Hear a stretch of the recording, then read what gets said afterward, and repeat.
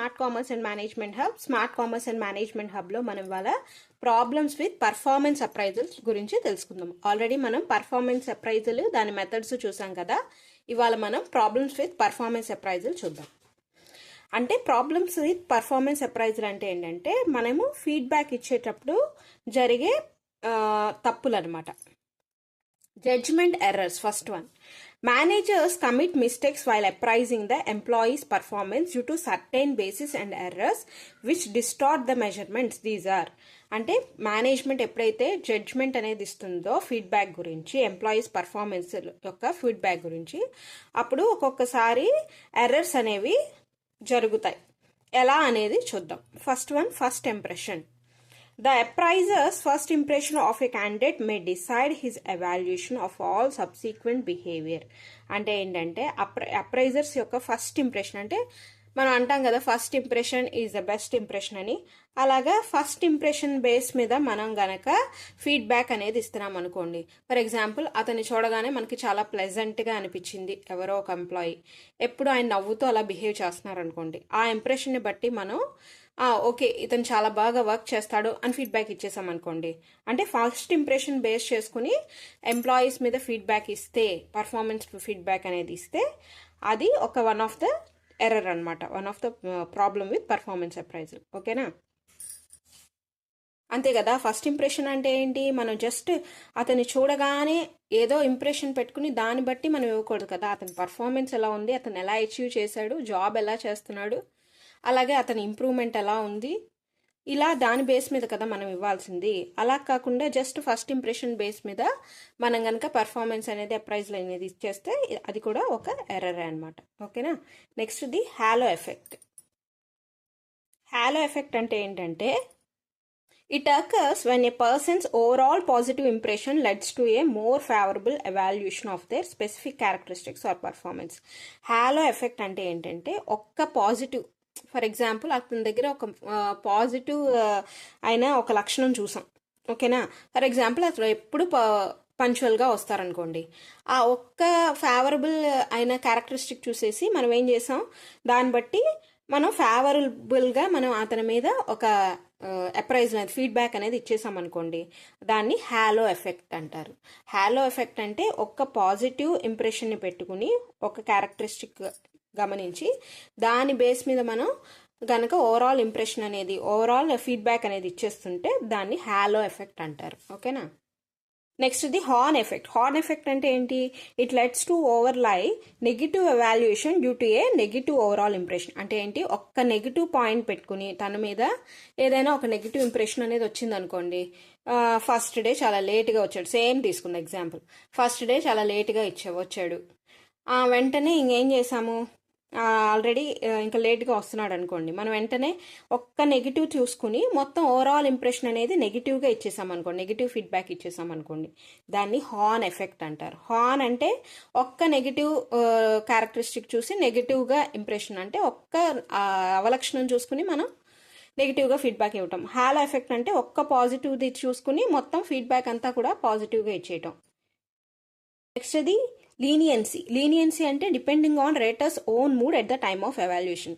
For example, superior అనేవాడు, మన superiors ఉంటారు కదా, వాళ్ళనే అతనికి ఏదో ఆ టైంలో ఎవరో తిట్టారు, అతని మూడ్ బాగా, ఆ టైంలోనే ఎంప్లాయీ గురించి ఫీడ్బ్యాక్ ఇవ్వాలనుకోండి. ఆ మూడ్ని బట్టి అతను ఫీడ్బ్యాక్ ఇచ్చేసాడు. ఆర్ ఎల్స్ ఫర్ ఎగ్జాంపుల్, అతని కొడుకు ఏదో ఉద్యోగం వచ్చింది, చాలా హ్యాపీ మూడ్లో ఉన్నాడు.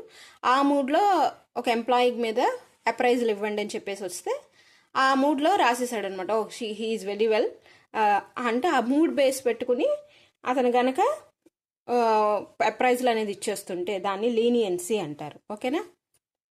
నెక్స్ట్ ఏంటి అంటే central tendency. The rater rate all employees at an average point. Central tendency అంటే అందరినీ ఇంచుమించుగా ఒకలాగే ఫీడ్బ్యాక్ ఇచ్చేస్తున్నాడు అనమాట.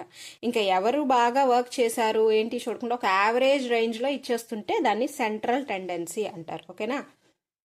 నెక్స్ట్ ఇది స్టెరోటైపింగ్. స్టెరోటైపింగ్ అంటే ఏంటంటే generalising behaviour of a person on the basis of mental picture already set in the mind of appraiser. అంటే స్టెరోటైపింగ్ అంటే ఏంటంటే ఒక మనిషి గురించి ఒక అభిప్రాయం అనేది ఏర్పాటు చేసేసుకున్నారనమాట మైండ్లో, ఇంకా ఫిక్స్ చేసేసుకున్నారు. దాన్ని బట్టి కనుక మనం ఎంప్లాయీ మీద ఫీడ్బ్యాక్ ఇస్తున్నాం. ఇంకా ఆ అబ్బాయి, ఫర్ ఎగ్జాంపుల్ ఒక అబ్బాయి ఉన్నాడు అనుకోండి, ఆ ఎంప్లాయీ ఇంకా వేస్ట్ అని ఫిక్స్ చేసేసుకున్నాం అనుకోండి, ఇంకా అతను మంచిగా చేసిన ఆ ఇయర్ ఎంత పర్ఫామ్ చేసినా యావరేజ్గా ఇచ్చేస్తాం అనమాట, వేస్ట్, యావరేజ్ పర్ఫార్మెన్స్ అని అలాగా. దాన్ని స్టెరోటైపింగ్ అంటారు. స్టెరోటైపింగ్ అంటే ఫిక్సింగ్ ఇన్ ద మైండ్ అనమాట. రీసెన్సీ ఎఫెక్ట్ అంటే ఏంటంటే మనం రీసెంట్ ఇన్సిడెంట్స్ బేస్ మీద గనక మనం ఎర్లియర్ పర్ఫార్మెన్స్ అనేది మర్చిపోయి, ముందర పర్ఫార్మెన్స్ చేసినవన్నీ మర్చిపోయి, జస్ట్ ఫర్ ఎగ్జాంపుల్ రీసెంట్గా ఒక జరిగిన ఇన్సిడెంట్ బేస్ మీద, రీసెంట్గా ఒక మీటింగ్ జరిగింది, ఆ మీటింగ్లో కొంచెం ఎంప్లాయీ కోపంగా ప్రవర్తించాడు అనుకోండి, దాని బేస్ మీద మనం ఇచ్చేసాం అతనికి ఫీడ్బ్యాక్. అలాంటి వాటిని రీసెన్సీ ఎఫెక్ట్ అంటారు. అంటే రీసెంట్ ఇన్సిడెంట్స్ మీద బేస్ చేసేసుకుంటాం, అంటే కానీ పర్ఫార్మెన్స్ ఫుల్గా జరిగినవన్నీ మర్చిపోయాం అనమాట. అలాగే పూర్ అప్రైజల్ ఫార్మ్స్ అంటే rating scale may be quite vague and unclear form, ignores important performance parameters, the form is too lengthy, difficult and confusing.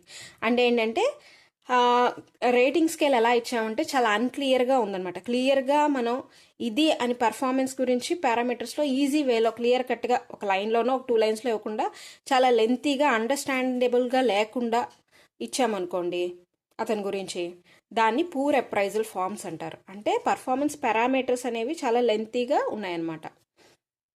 ఇంకోటి ఏంటి అంటే ల్యాక్ ఆఫ్ రేటర్స్ ప్రిపేర్డ్నెస్. అంటే ఏంటంటే appraiser is not properly time to carry out the appraisal. అంటే ఇప్పుడు ఎవరైతే appraisal ఇవ్వబోతున్నాడో అతనికి ముందుగానే కొంత ట్రైనింగ్ అనేది ఇవ్వాలి. ఇలా ఎంప్లాయీస్లో ఏమేమి చూడాలి, ఏమేమి క్యారెక్టరిస్టిక్స్ చూడాలి, తన యొక్క ఏమేమి ఎబిలిటీస్ చూసుకుని తన యొక్క పర్ఫార్మెన్స్ మీద ఫీడ్బ్యాక్ ఇవ్వాలి అనే దాని మీద ప్రాపర్ ట్రైనింగ్ లేకుండా అప్రైజర్ అనేది ఉన్నాడు అనుకోండి, అప్పుడు ఏం చేస్తాడు, insufficient time, lack of skills, lack of self confidence, unclear fundamental thought process can be some reasons.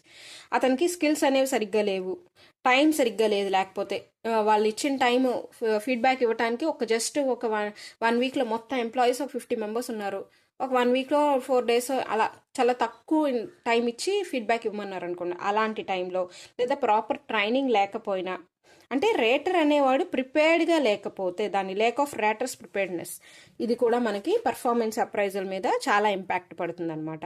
అది కూడా వన్ ఆఫ్ ద ఎర్రర్ అని అనమాట. ఓకేనా, ఇక్కడతో మనకి ప్రాబ్లమ్స్ విత్ పర్ఫార్మెన్స్ అప్రైజల్ అనేది అయిపోయింది. మీకు గనక ఈ వీడియో నచ్చితే దయచేసి లైక్ చేయండి, షేర్ చేయండి, సబ్స్క్రైబ్ చేయండి. అలాగే ముందర performance appraisal, methods of performance appraisal చూడకుండా ఈ వీడియోకి రాకండి, అప్పుడు మీకు ఏమీ అర్థం కాదు. ఓకేనా, థ్యాంక్ యూ.